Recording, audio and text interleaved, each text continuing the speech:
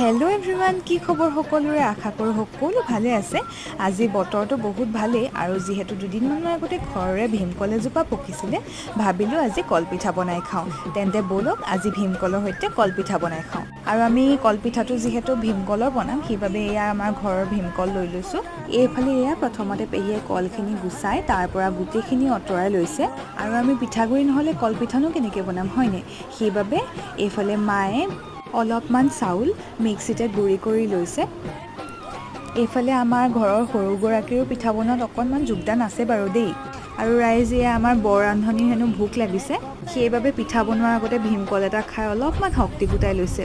এয়া এফালে কল, পিঠাগুড়ি আৰু চেনি অলপমান দি গোটেইখিনি ভালদৰে সানি লৈ এতিয়া আৰু কলপাতত দিয়াৰহে কথা। আৰু এয়া পিঠাৰ লাডু এটা কলপাতত দি অলপমান বেলি দিয়া হ'ল, যিহেতু ডাঠ হৈ থাকিলে সোনকালে নিসিজে।